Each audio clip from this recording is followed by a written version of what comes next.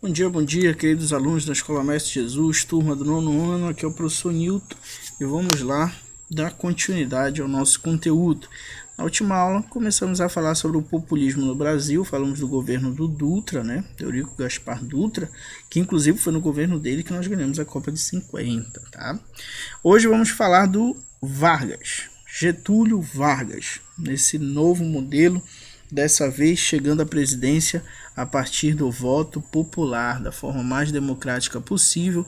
Vargas governa de 1951 até 1954. Apesar de ter sido eleito de forma direta, com uma grande parcela da população, 49% aí, grande parte, porque eram 3 candidatos, né? Aí ele foi eleito em 1950 pela coligação PSD e PTB. Apesar disso, ele não chega ao fim do mandato, que a gente vai, para quem já sabe o que aconteceu, né? Nada demais aqui na aula, mas para quem não sabe, meio que toma um susto com os rumos que Getúlio Vargas tomou, certo? Então vamos entender um pouco aí do que acontece nesse período. Gente, Getúlio Vargas retorna ao governo extremamente com pensamento nacionalista, tá? O discurso para que ele vencesse as eleições era um discurso nacionalista, de proteção à indústria nacional, de investir na indústria chamada indústria de base, né? De produzir aqui aquilo que a gente até então acabava comprando de outros países, de estar ao lado dos interesses da população. Lembra, ele já fazia isso desde lá do período da Era Vargas, né? Desde lá de trás, essa ideia de pai dos pobres, né? Lá atrás, quando vem com as leis trabalhistas e tudo mais, ele traz essa ideia de trabalhismo brasileiro, de que o trabalho dignifica, né? Tanto é que quando a gente falou lá das leis trabalhistas, a carteira de trabalho número 000001, a primeira, é de Getúlio Vargas, era de Getúlio Vargas, né? O primeiro número de cadastro. Então ele traz consigo essa ideia de trabalho, de estar com a população, de estar com as massas. Sem dúvida é o presidente aí que mais incorpora essa ideia populista aí que nós estamos vendo, certo? Ao assumir a presidência, começam então a criar essas chamadas indústrias de base, né? A gente tem uma campanha popular muito grande pelo petróleo, né? Depois da criação aí da Petrobras, nós temos a ideia de que o petróleo era nosso, né? O slogan era esse: o petróleo é nosso. E aqui eu trouxe para vocês uma propaganda, um cartaz de propaganda aqui, né? Para o seu governo, ele diz: ninguém arrebata das minhas mãos a bandeira nacionalista. E aqui a mão dele, aqui não dá para ver, mas a mão dele estava suja de petróleo, a bandeira nacional lá atrás, Petrobras, o ouro negro que dará a independência do Brasil. Falando aqui numa independência econômica, né? Relacionando o fato de agora ter uma empresa como a Petrobras, que seria responsável aí, pela exploração e pelo refino de petróleo no país, aonde só 1/10 das ações seria aberta ao capital estrangeiro, ou seja, uma parte mínima, dava a ideia de independência, não dependeríamos mais aí de combustível estrangeiro. Esse processo seria feito aqui no Brasil por uma empresa nacional, certo?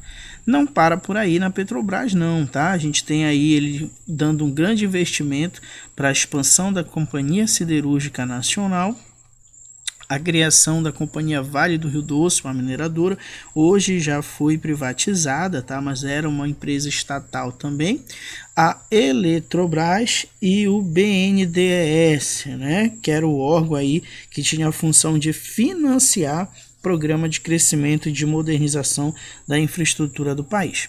Ou seja, Getúlio Vargas, de fato, chega aí investindo pesado aí os capitais do país para que a gente pudesse ter uma indústria de base, para que pudesse ter um crescimento industrial nesse período do governo dele, certo?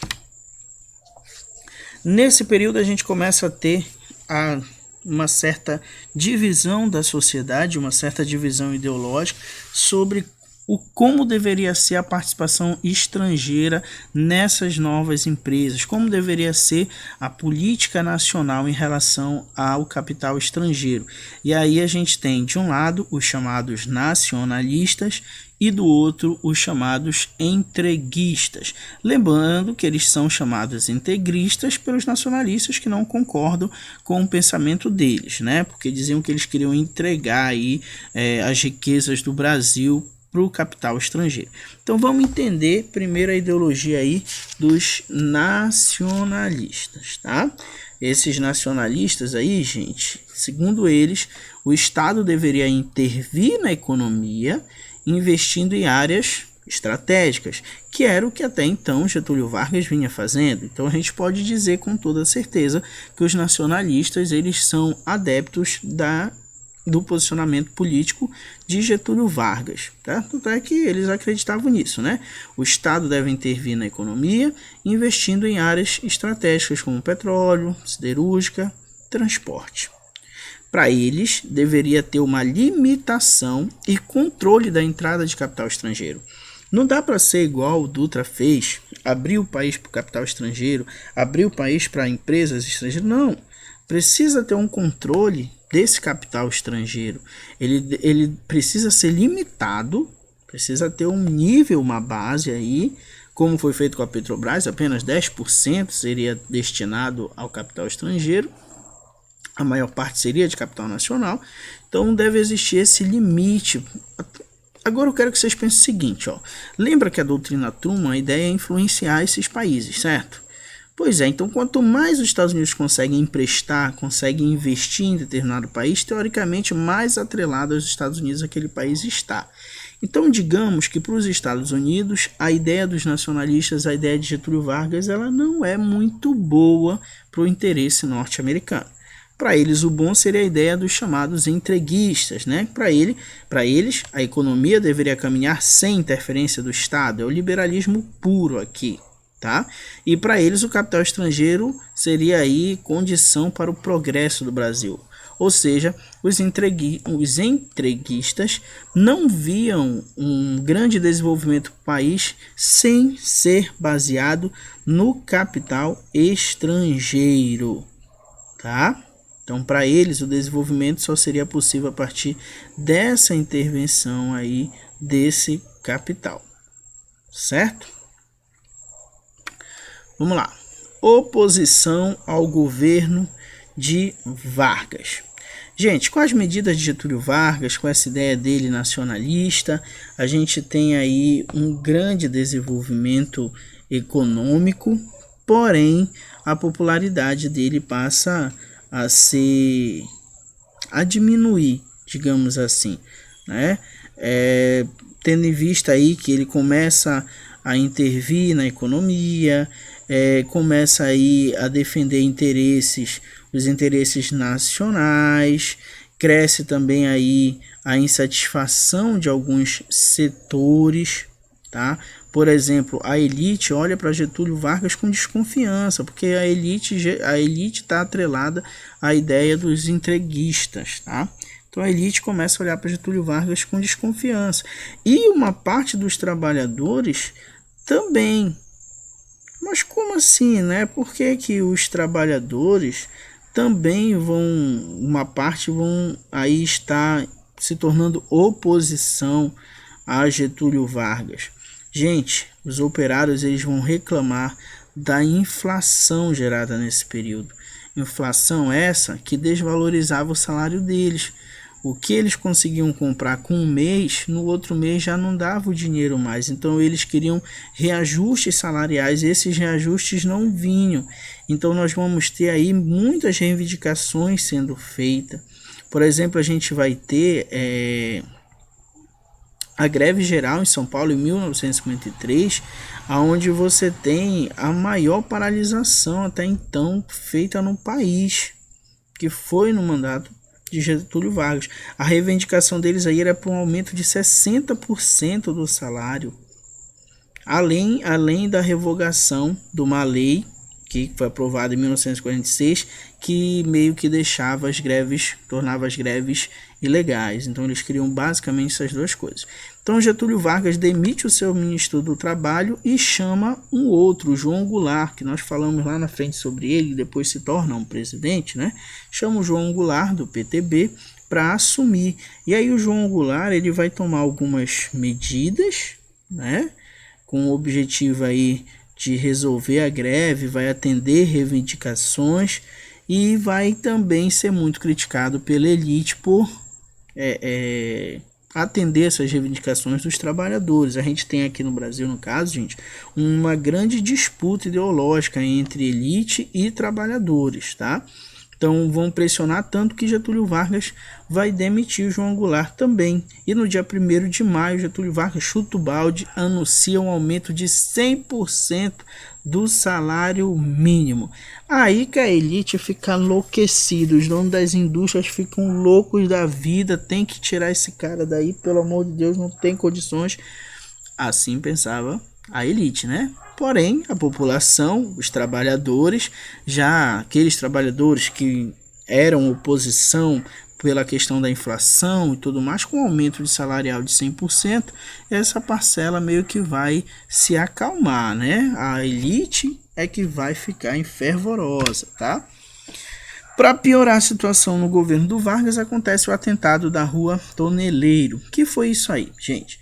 Getúlio Vargas tinha vários inimigos, né? Digamos assim. Quando eu falo inimigo, não é inimigo de querer matar ele, né? Mas eu estou falando de opositores políticos, inimigos políticos. Entre esses vários inimigos tinha o Carlos Lacerda. O Carlos Lacerda tinha um jornal chamado A Tribuna da Imprensa, em que ele atacava diretamente Getúlio Vargas, né? Aqui está o jornal, né? E a gente vai já entender essa notícia aqui, tá? Então, o que aconteceu? Esse Carlos Lacerda, voltando para casa dele aí no dia 5 de agosto de 1954, acompanhado aí do seu guarda-costas, o major da aeronáutica Rubens Florentino, esse foi o grande problema, né? Ele vai sofrer um atentado. Nesse atentado, o Rubens aqui é quem vai morrer, tá? O Carlos Lacerda vai ter uma escoriação aqui no pé, ele sendo carregado, mas quem morre de fato é o major da aeronáutica. Gente, isso se torna um escândalo, tá?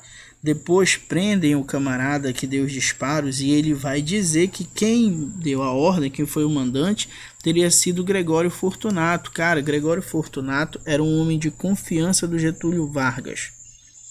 Era uma espécie de chefe da guarda do Getúlio Vargas.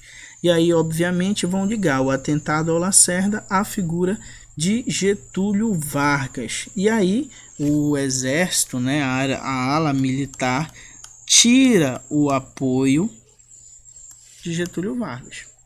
Aí, olha as manchetes aqui da Tribuna da Plebe. Na Tribuna da Plebe já, outro jornal, Tribuna da Imprensa.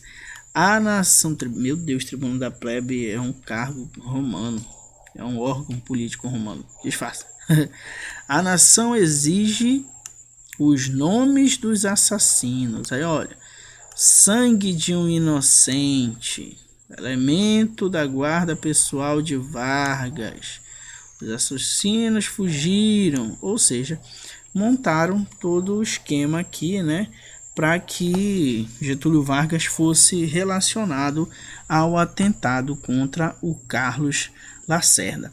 Sem o apoio das Forças Armadas, que agora começam a exigir a renúncia de Vargas, sem o apoio das elites, passa a ser cada vez mais complicado para Getúlio Vargas se manter no governo, gente. E aí chega ao fim o último capítulo dessa história.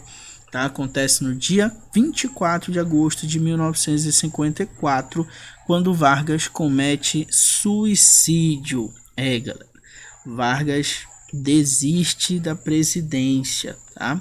Alguns acreditam que ele não queria passar pela vergonha de ser deposto mais uma vez, que foi o que aconteceu lá em 1945.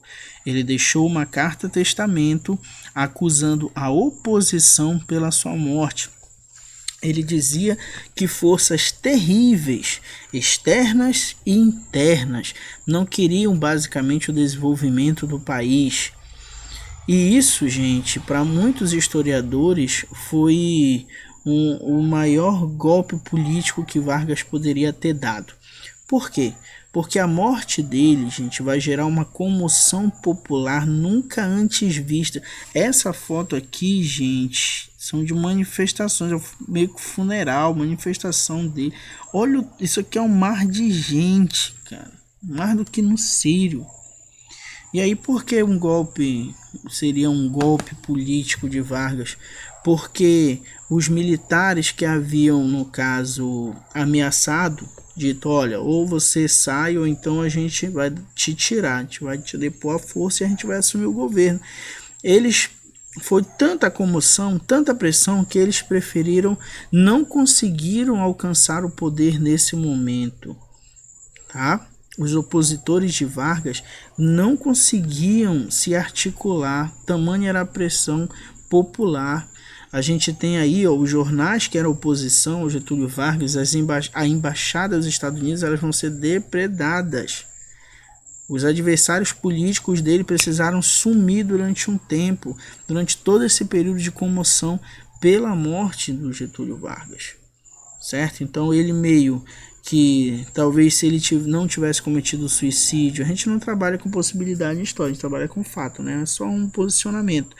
Talvez se ele não tivesse aí cometido suicídio, os militares tivessem tomado o governo ali naquele momento. Porém, o suicídio dele fez uma grande comoção nacional e impediu que isso acontecesse, certo?